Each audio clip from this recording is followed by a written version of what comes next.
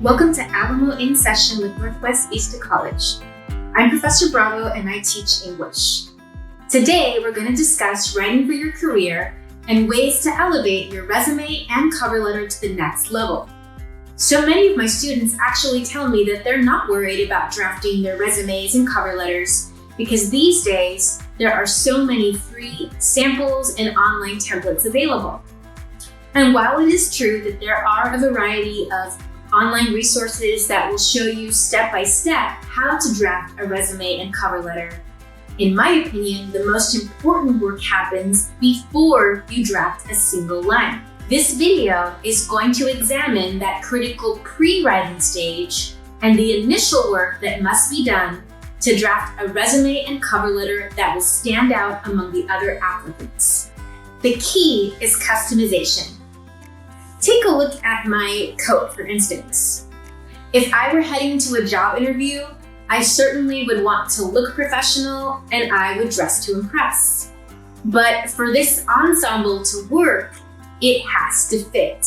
And this is the same concept that we should apply to our resumes and cover letters. We should not take a one-size-fits-all approach and draft general documents that we mass produce and send to a variety of employers. Rather, we want to tailor our technical documents to fit that specific audience, just as we would want to tailor this oversized coat. Let's ditch the one-size-fits-all approach and let's tackle some quick tips for customization.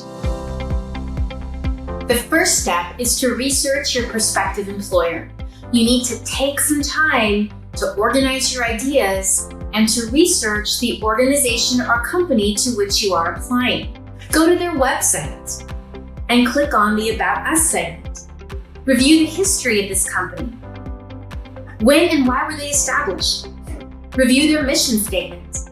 You want to know what this organization is about and see if your values align with theirs. Most importantly, you want to ensure that this is a workplace you actually want to join. Do you see yourself fitting in with that environment and making a contribution? During this background check, we're going to move on to step 2, which is to write down strong keywords that you plan to use in your own resume and cover letter.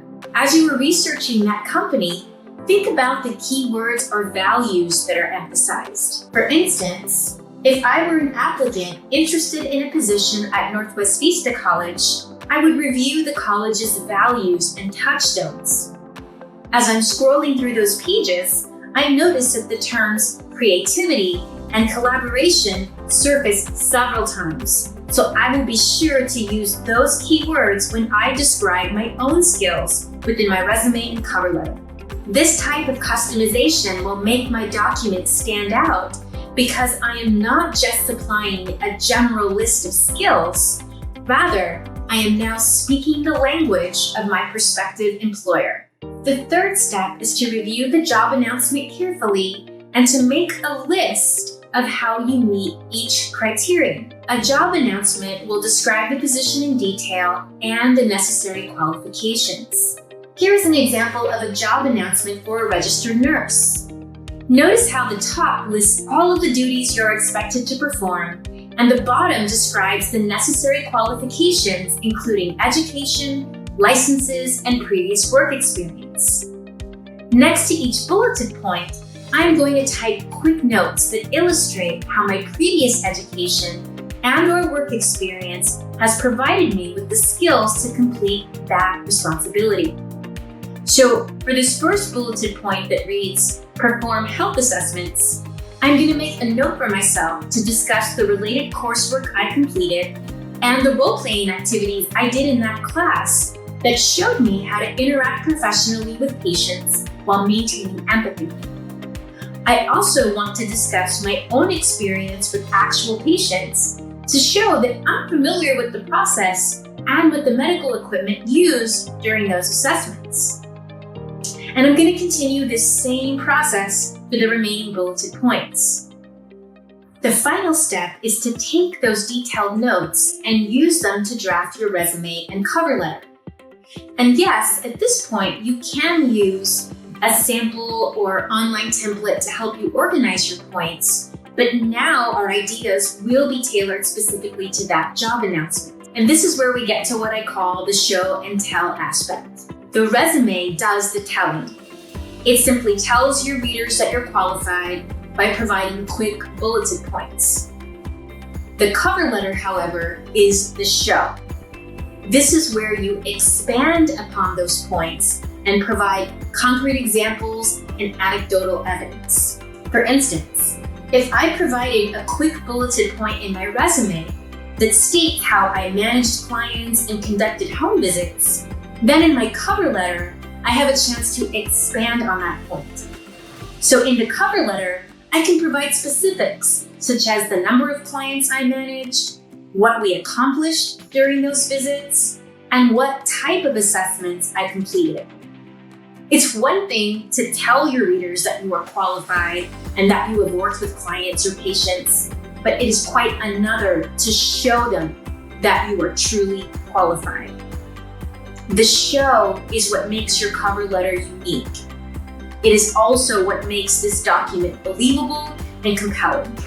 I realize that this seems like a lot of extra work to complete before we even start drafting, and that many of us are just trying to crank out a quick resume to meet important deadlines. However, it is imperative that we do not skip that critical pre-writing stage, because it will only make drafting so much easier and productive. Now, if you are interested in learning more about the drafting stage and about the logistics of a resume or cover letter, please visit alamo.edu and look into our technical writing course.